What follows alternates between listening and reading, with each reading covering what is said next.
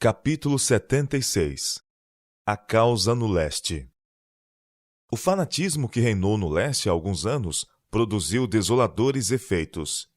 Vi que Deus provou seu povo sobre o tempo em 1844, mas que nenhum prazo estipulado desde então trouxe assinalados sinais de sua mão. O Senhor não testou seu povo sobre qualquer tempo em particular desde 1844. Estivemos e ainda estamos em paciente tempo de espera.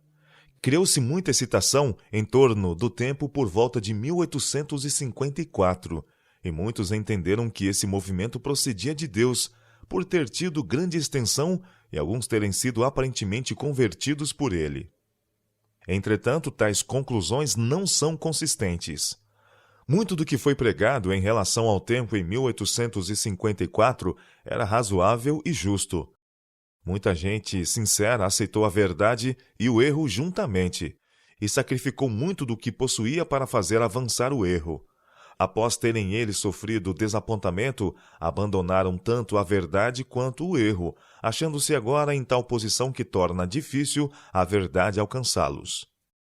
Alguns dos que passaram pelo desapontamento viram as evidências da verdade presente e, tendo abraçado a mensagem do terceiro anjo, estão agora lutando para pô-la em prática em sua vida. Mas onde há um que foi beneficiado por aceitar o movimento de 1854, há 10 que foram prejudicados.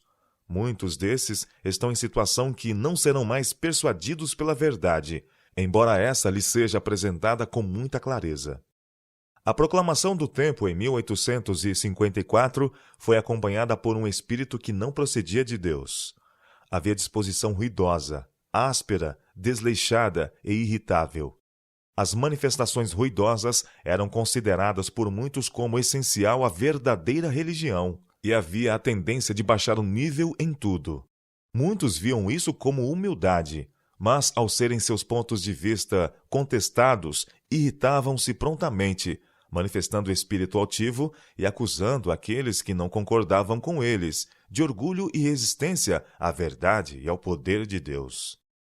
Os santos anjos ficaram desgostosos e entristecidos pela maneira irreverente com que muitos tomam o nome de Deus, o grande Jeová. Os anjos mencionam esse sagrado nome com profunda reverência, sempre velando o rosto quando o pronunciam. O nome de Cristo é tão sagrado para eles que o proferem com grande reverência. Com o oposto, no entanto, o espírito e a influência que prevaleceram no movimento de 1854. Alguns que ainda se acham sob a mesma influência falam de Deus como se referissem a um cavalo ou qualquer outra coisa comum. Em suas orações, usavam as palavras Deus Todo-Poderoso de maneira muito vulgar e irreverente. Aqueles que assim procedem não têm senso algum do exaltado caráter de Deus, de Cristo ou das coisas celestes. Foi-me mostrado que quando Deus enviava antigamente seus anjos para ministrar ou comunicar-se com indivíduos, e essas pessoas descobriam que haviam visto e falado com um anjo, ficavam extasiadas e temerosas a ponto de achar que iam morrer. Tinham ideias tão elevadas sobre a terrível majestade e poder de Deus que achavam que seriam destruídas por terem estado em íntima ligação com alguém proveniente da direta e santa presença de Deus. Fui encaminhada a Juízes. Então conheceu Manoá, que era o anjo do Senhor, e disse Manoá à sua mulher: certamente morreremos, porquanto temos visto Deus. Juízes capítulo 13, versos 21 e 22. Então viu Gideão, que era o anjo do Senhor, e disse Gideão: ah, Senhor Jeová, que eu vi o anjo do Senhor face a face. Porém o Senhor lhe disse: paz seja contigo, não temas, não morrerás. Juízes capítulo 6, versos 22 e 23. E sucedeu que, estando Josué ao pé de Jericó, levantou seus olhos e olhou. E eis que se pôs em pé diante dele um homem que tinha na mão uma espada nua. E chegou-se Josué a ele e disse-lhe: és tu dos nossos ou dos nossos inimigos? E disse ele: não, mas venho agora como príncipe do exército do Senhor. Então Josué se prostrou sobre o seu rosto na terra e o adorou. E disse-lhe: que diz meu senhor ao seu servo? Então disse o príncipe do exército do Senhor a Josué: Descalça os sapatos de teus pés, porque o lugar em que estás é santo. E fez Josué assim. Josué capítulo 5, versos 13 a 15. Se os anjos eram tão temidos e honrados, porque vinham da presença de Deus, com que maior reverência deveria o próprio Deus ser considerado? Muitos que se converteram mediante a influência do movimento de 1854 necessitam converter-se novamente. Agora é preciso 10 vezes mais trabalho para corrigir o erro e as ideias equivocadas que receberam de seus mestres e levá-los a receber a verdade isenta de erros, a qual era necessária para pô-los no centro da mensagem do terceiro anjo. Essa classe precisa desaprender antes de poder ser novamente ensinada. Senão, as daninhas ervas do erro cresceriam exuberantemente e sufocariam as preciosas sementes da verdade. O erro deve ser primeiramente extirpado, então o solo estará preparado para que a boa semente possa germinar e produzir fruto para a glória de Deus. O único remédio para o leste é completa disciplina e organização. O espírito de fanatismo tem dominado certa classe de observadores do sábado ali. Eles não têm bebido senão levemente da fonte da verdade, e não estão familiarizados com o espírito da mensagem do terceiro anjo. Coisa alguma se pode fazer por essa classe, enquanto seus pontos de vista fanáticos não forem corrigidos. Alguns que participaram do movimento de 1854 trouxeram consigo errôneos pontos de vista, tais como a não-ressurreição dos ímpios e a era vindoura. Eles estão buscando unir esses pontos de vista e sua experiência passada com a mensagem do terceiro anjo. Não podem fazer isso. Não há concórdia entre Cristo e Belial.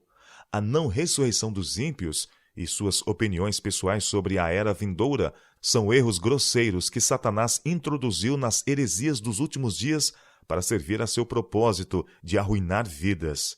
Esses erros não se harmonizam com a mensagem de origem celestial. Algumas dessas pessoas têm formas de culto a que chamam dons e dizem que o Senhor os pôs na igreja.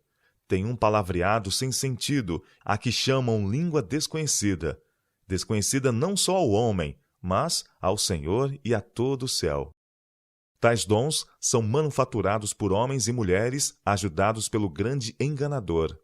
O fanatismo, a exaltação, o falso falar línguas e os cultos ruidosos têm sido considerados dons postos na igreja por Deus. Alguns têm sido iludidos a esse respeito. Os frutos de tudo isso não têm sido bons. Pelos seus frutos os conhecereis. Mateus capítulo 7, verso 20. O fanatismo e o ruído têm sido considerados evidências especiais de fé. Algumas pessoas não se satisfazem com uma reunião, a menos que experimentem momentos de poder e de alegria. Esforçam-se por isso e chegam a uma confusão dos sentimentos. A influência dessas reuniões, porém, não é benéfica. Ao passar o feliz entusiasmo de sentimento, essas pessoas imergem mais fundo que antes da reunião, pois sua satisfação não proveio da devida fonte. As mais proveitosas reuniões para o crescimento espiritual são as que se caracterizam pela solenidade e o profundo exame do coração, cada um procurando conhecer a si mesmo e, com sinceridade e profunda humildade, buscando aprender de Cristo. O irmão Lunt, de Portland, Maine, sofreu muito. Ele cria que o espírito prevalecente nas reuniões não estava em harmonia com a mensagem do terceiro anjo. Ele tivera experiência com o fanatismo que causara a desolação no leste, e isso levou a olhar com suspeita a tudo que se assemelhasse a fanatismo. As experiências passadas foram-lhe advertências, e ele achava que devia afastar-se e falar claramente com aqueles que mostravam algum grau de fanatismo, pois sentia que eles e a causa de Deus estavam em perigo. Esse irmão tem considerado as coisas sob um ponto de vista acertado. Há muitos espíritos desassossegados que não se submeterão à disciplina, ao sistema e à ordem. Julgam que sua liberdade seria restringida, caso tivessem de pôr de parte o juízo próprio e submeterem-se aos das pessoas de mais experiência. Não haverá progresso na obra de Deus, a menos que haja disposição para se submeterem à ordem e expelirem de suas reuniões o espírito negligente e desordenado de fanatismo.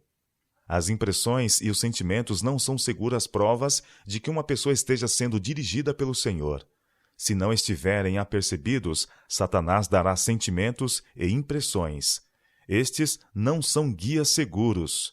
Todos se devem familiarizar plenamente com as provas de nossa fé, e a grande preocupação deve ser adornarem sua profissão de fé e produzirem frutos para a glória de Deus. Ninguém deve adotar uma conduta que o leve a se tornar aborrecível aos que não são membros da igreja. Devemos ser castos, modestos e elevados na conversação, bem como irrepreensíveis na vida. Um espírito frívolo, gracejador, negligente, deve ser censurado. Não é nenhum indício de ter a graça de Deus no coração uma pessoa falar e orar eloquentemente nas reuniões e depois entregar-se a uma descuidosa e rude maneira de falar e agir quando lá fora. Tais pessoas são mesquinhos representantes de nossa fé, são um obstáculo para a causa de Deus. Há estranha mistura de ideias entre os professos observadores do sábado. Alguns não se acham em harmonia com o corpo da igreja, e conquanto continuem a ocupar a posição que têm agora, serão sujeitos às tentações de Satanás e afetados pelo fanatismo e o espírito de erro. Alguns nutrem ideias fantasiosas que lhes cegam os olhos para pontos importantes e vitais da verdade, levando-os a colocarem suas próprias e fantasiosas deduções no mesmo nível que a verdade vital. A aparência dessas pessoas e o espírito que as acompanha torna o sábado que elas professam muito objetável aos não-adventistas sensatos. Seria muito melhor para o progresso e êxito da terceira mensagem angélica se essas pessoas deixassem a verdade. De acordo com a luz que o Senhor me concebeu, haverá ainda um grande grupo que surgirá no leste para obedecer coerentemente à verdade. Aqueles que seguem o rumo equivocado que escolheram serão deixados abraçar erros que finalmente os levarão à ruína. Eles, porém, serão pedras de tropeço por algum tempo para aqueles que deviam receber a verdade. Os pastores que trabalham na palavra e na doutrina devem ser obreiros competentes e apresentarem a verdade em sua pureza, todavia com simplicidade. Devem alimentar o rebanho com forragem limpa, cabalmente joeirada. Há estrelas errantes que professam ser pastores enviados por Deus, os quais andam pregando o sábado de lugar em lugar, mas que têm a verdade misturada com o erro e estão lançando ao povo a massa de seus discordantes pontos de vista. Satanás os empurrou para dentro, a fim de causar desagrado aos inteligentes e cuidadosos, que não são membros.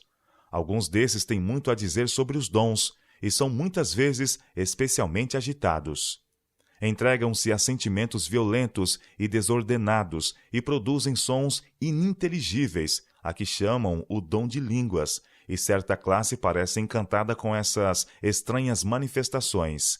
Reina entre essa classe um espírito estranho, que destruiria e passaria por cima de quem quer que os reprovasse.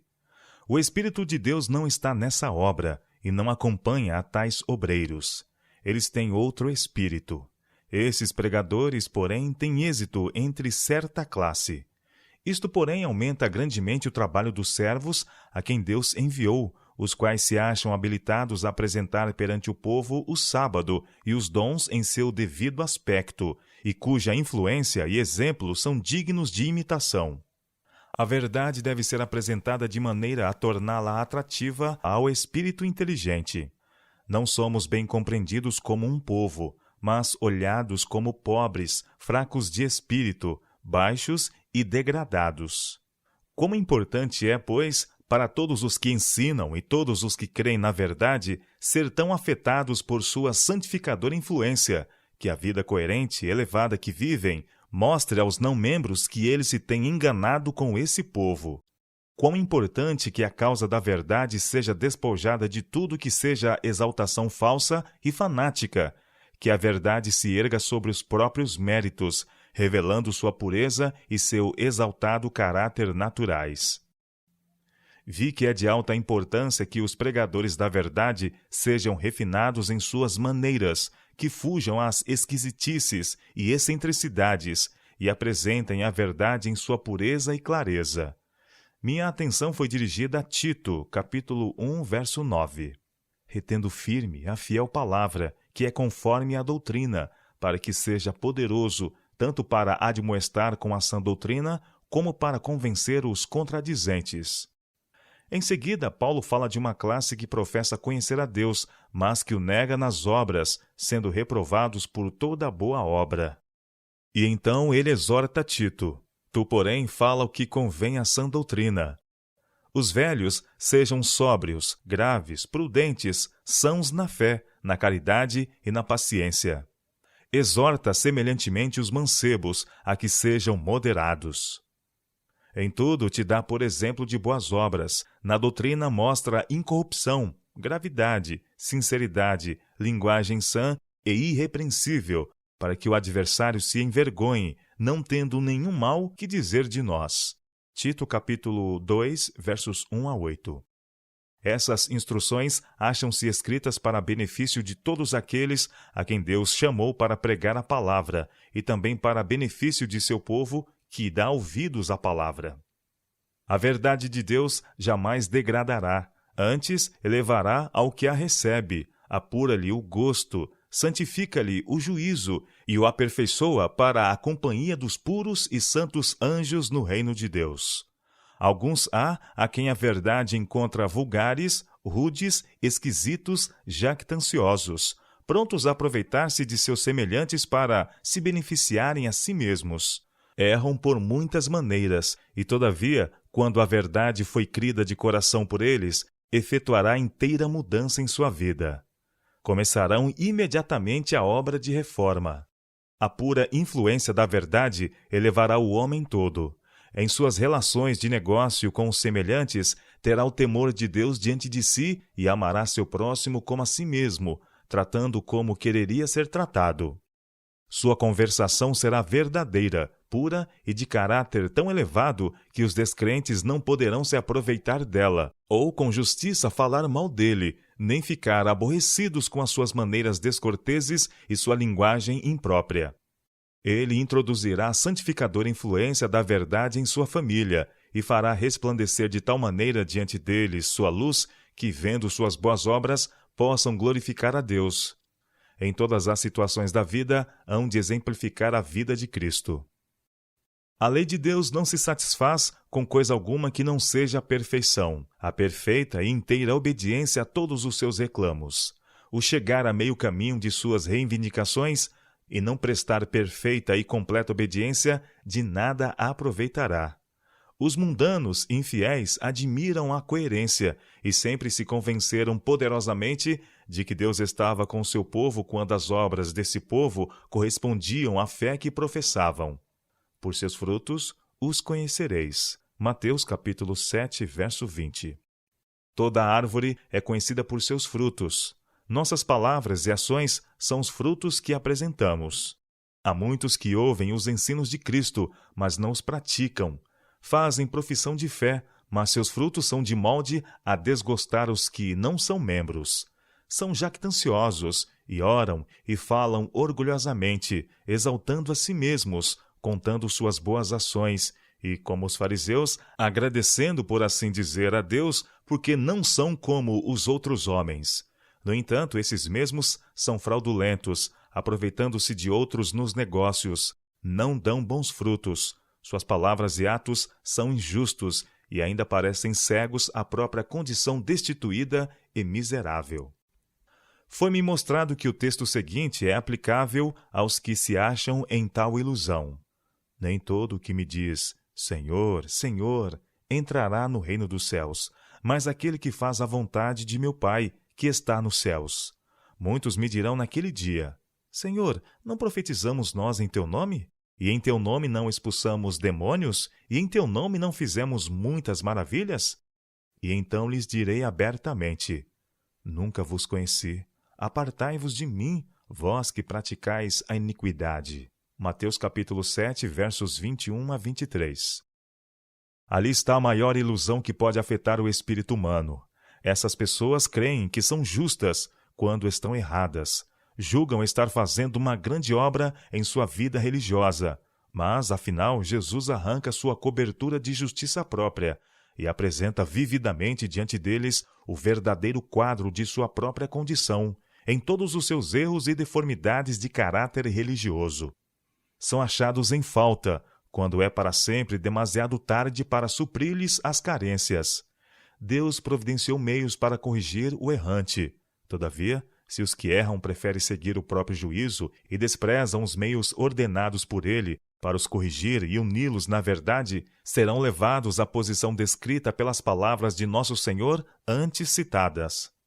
Deus está conduzindo um povo e preparando para apresentar-se como unido, para falar as mesmas coisas e assim cumprir a oração de Cristo por seus discípulos.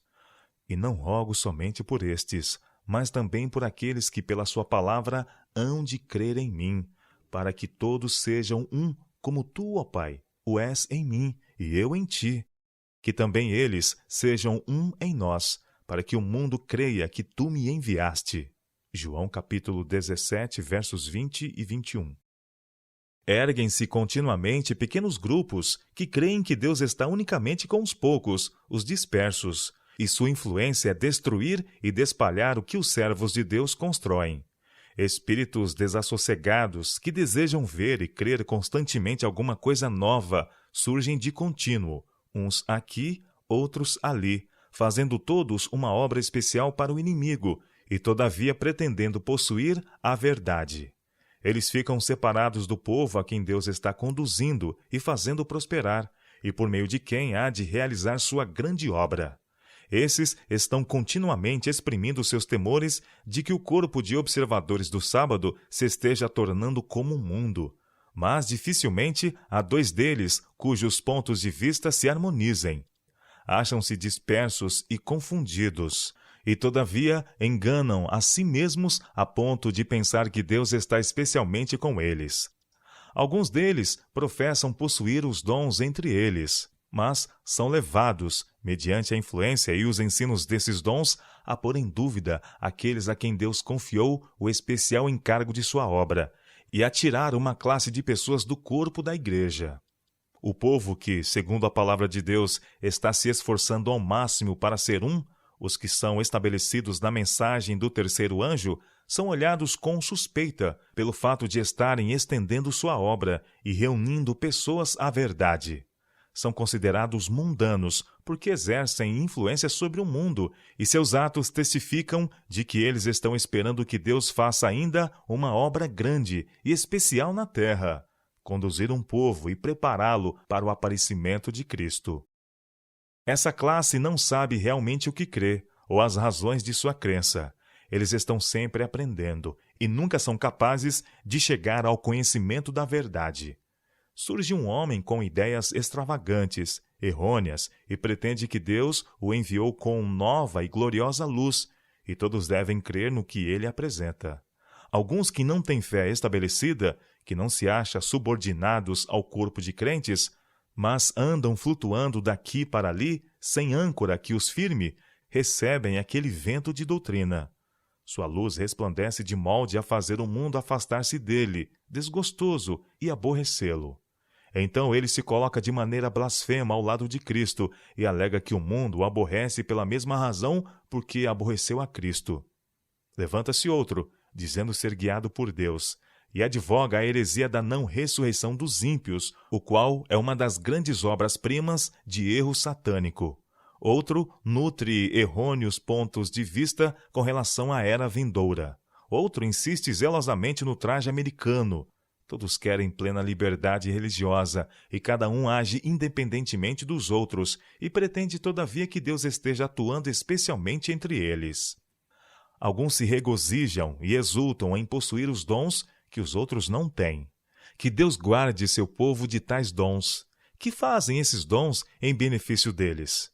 São eles, mediante o exercício desses dons, levados à unidade da fé? E convencem os descrentes de que Deus está em verdade com eles? Quando esses dissidentes, sustentando suas várias ideias, se reúnem e há considerável agitação e língua desconhecida, fazem sua luz brilhar de tal modo que os descrentes dizem: Esta gente não está em seu juízo. São levados por um falso reavivamento e conhecemos que não possuem a verdade. Esses tais colocam-se diretamente no caminho dos pecadores. Sua influência é eficaz em impedir outros de aceitar o sábado. Essas pessoas serão recompensadas segundo suas obras. Provera a Deus que eles se reformassem ou abandonassem o sábado. Assim, não se atravessariam no caminho dos descrentes. Deus tem guiado homens que labutaram por anos, que têm estado prontos a fazer qualquer sacrifício, têm sofrido privações e suportado provas para apresentar a verdade ao mundo e, por sua vida coerente, remover o descrédito que os fanáticos têm trazido sobre a causa de Deus. Têm encontrado oposição em toda maneira. Têm labutado noite e dia na pesquisa das evidências de nossa fé, de modo a poderem fazer aparecer a verdade em toda a sua clareza, em forma organizada, a fim de poder resistir à oposição. O incessante trabalho e as provações mentais ligadas a esta grande obra consumiram mais de um organismo, envelhecendo prematuramente muitas pessoas. Elas não se esgotaram em vão. Deus observou suas ferventes e angustiosas orações feitas por entre lágrimas, a fim de poderem alcançar luz e verdade, e que esta pudesse brilhar em sua clareza perante os outros. Ele marcou os abnegados esforços que eles fizeram, e recompensá-los-á em harmonia com suas obras. Por outro lado, aqueles que não labutaram para trazer à luz essas preciosas verdades, apareceram e receberam alguns pontos, como a verdade do sábado, pontos todos preparados ao alcance de sua mão, e depois toda a gratidão por eles manifestada pelo que nada lhes custou, mas custou tanto a outros, é levantarem-se como Coré, Datã e Abirão, e infamarem aqueles sobre quem Deus colocou a responsabilidade de sua obra. Diziam: demais é já, pois que toda a congregação é santa, todos eles são santos, e o Senhor está no meio deles. Por que, pois, vos elevais sobre a congregação do Senhor? Números capítulo 16, verso 3. Eles são estranhos à gratidão. Possuem um espírito determinado, que não cede à razão, e que os levará avante à própria ruína. Deus tem abençoado o seu povo, que prosseguiu adiante, seguindo o caminho providencialmente aberto por ele. O Senhor trouxe um povo, saído de todas as classes, para a grande plataforma da verdade. Infiéis têm se convencido de que Deus estava com seu povo e têm humilhado o coração para obedecer à verdade. A obra de Deus avança decididamente. Não obstante, porém, todas as provas de que Deus tem estado a guiar o corpo de crentes, há e continuará a haver pessoas que professem o sábado agindo independentemente do corpo e crendo e procedendo segundo lhes aprouver. Suas ideias são confusas. Sua condição dispersa é um permanente testemunho de que Deus não está com eles. O sábado e seus erros são postos pelo mundo no mesmo plano e juntamente rejeitados. Deus está irado com os que seguem uma conduta de modo a fazer com que o mundo os odeie. Se um cristão é odiado por causa de suas boas obras e por seguir a Cristo, terá uma recompensa. Mas, se ele é aborrecido por não seguir orientação de molde a ser amado, aborrecido por causa de suas maneiras incultas e porque faz da verdade motivo de questões com os vizinhos e vive de maneira a tornar o sábado mais desagradável possível para eles, esse cristão é uma pedra de tropeço para os pecadores, um obstáculo para a verdade sagrada. A menos que ele se arrependa, melhor lhe fora que lhe pusessem ao pescoço uma pedra de moinho e fosse lançado ao mar. Lucas capítulo 17, verso 12. Nenhuma ocasião deve ser dada aos descrentes para criticar nossa fé. Somos considerados esquisitos e diferentes e não devemos seguir um procedimento que leve os descrentes a assim nos julgarem, mais do que nossa fé requer que sejamos. Alguns que creem na verdade podem pensar que seria mais saudável para as irmãs adotarem o traje americano. Contudo, se esse traje prejudicar nossa influência sobre os descrentes, de modo que nosso acesso a eles seja impedido, não deveríamos adotá-lo de jeito algum, ainda que sofrêssemos muito em consequência. Alguns, porém, se enganam ao pensar que há muitos benefícios nesse vestuário. Embora se demonstre um benefício para alguns, é prejudicial a outros. vi que a ordem divina tem sido invertida e suas instruções específicas desatendidas por aqueles que adotam o traje americano. Minha atenção foi chamada para: não haverá traje de homem na mulher, e não vestirá o homem veste de mulher, porque qualquer que faz isto, a abominação é ao Senhor teu Deus. Deuteronômio capítulo 22, verso 5. Deus não deseja que seu povo adote o assim chamado vestuário da reforma. Ele é um traje imodesto, totalmente inadequado às humildes seguidoras de Cristo. A tendência crescente de fazer com que as mulheres usem vestuário tanto quanto possível semelhante ao do outro sexo, confeccionando suas roupas com talhe similar às dos homens, o que Deus considera ser abominação. Deus, porém, declara que isso é abominação, que do mesmo modo as mulheres se ataviem em traje honesto, com pudor e modéstia. 1 Timóteo capítulo 2, verso 9. Aqueles que se sentem chamados a se unir ao movimento em favor dos direitos da mulher e do vestuário reformado podem igualmente romper toda a conexão com a mensagem do terceiro anjo. O espírito que assiste a um não pode estar em harmonia com o outro. As Escrituras são claras sobre as relações e direitos de homens e mulheres. Os espiritualistas adotaram até certo ponto esse peculiar modo de vestir. Os adventistas do sétimo dia, que creem na restauração dos dons, são frequentemente estigmatizados como espiritualista. Se adotarem esse traje, sua influência estará morta. As pessoas os colocariam no mesmo nível dos espiritualistas, recusando-se a lhes dar ouvidos. A suposta reforma do vestuário é acompanhada de um espírito frívolo e audacioso. A modéstia e o recato parecem ter se afastado de muitos que adotam esse estilo de vestuário. Foi-me mostrado que Deus requer que adotemos uma conduta coerente e explicável. Se as irmãs adotarem o traje americano, anularão a própria influência e a de seus maridos. Tornar-se-ão alvo de escárnio e ridículo. Nosso Salvador diz: vós sois a luz do mundo. Mateus capítulo 5, verso 14. Assim resplandeça a vossa luz diante dos homens, para que vejam as vossas boas obras e glorifiquem a vosso Pai que está nos céus. Mateus capítulo 5, verso 16. Há uma grande obra a fazer no mundo, e Deus quer que evitemos uma conduta que diminua ou destrua nossa influência sobre o mundo.